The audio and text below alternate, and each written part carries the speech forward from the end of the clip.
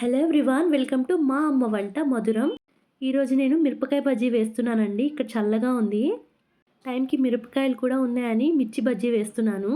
ముందుగా వాములో ఉప్పు వేసి దంచుకొని పక్కన పెట్టుకునే లోపే నేను చింతపండు నానేసుకుని చింతపండు గుజ్జు పక్కన పెట్టుకున్నానండి. అది చూపించలేదు. రోట్లో వేసి దంచిన తర్వాత ఈ మిరపకాయలు ఇలా నిలువుగా కట్ చేసుకోవాలి.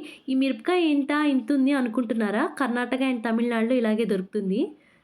కాబట్టి తప్పదు, దానికి తగ్గట్టు చేసుకోవాలి. మన వైపైతే ఇలా నిలువుగా కట్ చేయాల్సిన పని ఉండదు. పూర్తి బజ్జీ అలా వేసేస్తారు. తర్వాత బజ్జీ పిండి కలుపుకోవడానికి ఒక బౌల్ తీసుకొని దానిలో శనగపిండి తగినంత ఉప్పు వేసేసుకొని ఆ తర్వాత నీళ్లు పోసి ఉండలు లేకుండా బాగా కలుపుకోవాలి. మ్యాజిక్ అంతా ఈ పిండిలో అండ్ లోపల పెట్టే స్టఫ్లోనే ఉంటుందండి. పిండి మరీ గట్టిగా ఉండకూడదు, అలా అని మరీ జారుగా ఉండకూడదు. నేను 2 టేబుల్ స్పూన్స్ బియ్యపిండి కూడా వేస్తున్నాను. బియ్యపిండి దేనికంటే బజ్జీ మెత్తబడిపోకుండా ఉంటుంది ఆరిపోయిన తర్వాత. అట్ ద సేమ్ టైం తినేటప్పుడు క్రిస్పీగా బాగుంటుంది. అండ్ కొంచెం సోడా ఉప్పు కూడా వేసుకోవచ్చు. ఇప్పుడు వేలు పెడితే వేలికి పిండి అంటుకునేటట్టు ఉండాలి, చాలు. తర్వాత ముందుగా రెడీ చేసి పెట్టిన చింతపండు గుజ్జు ఉంది కదా, దానిలో ఇందాక వాము అండ్ ఉప్పు దంచి పెట్టుకున్నాం కదా, అది కూడా వేసేసి దీనిలో ఇలా పెట్టుకోవడమే. నా చిన్నప్పుడు ఇంట్లో సాయంత్రం పూట చేసే స్నాక్స్ అంటే పునుగులు, పకోడీలు, బజ్జీలు. అదే బయట స్నాక్స్ అయితే పానీపూరి, చిన్న సమోసా, పెద్ద సమోసా, చాట్. చిన్న సమోసా, పెద్ద సమోసా అంటే ఆనియన్ అండ్ ఆలు సమోసాలు అనమాట.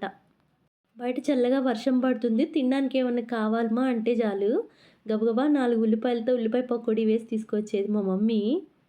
అదే ఇప్పుడు మన పిల్లలకి స్నాక్స్ అంటే French fries, potato chips, sandwich, burgers, pizzas, మళ్ళీ విత్ కెచప్ అండ్ మయోనైజ్.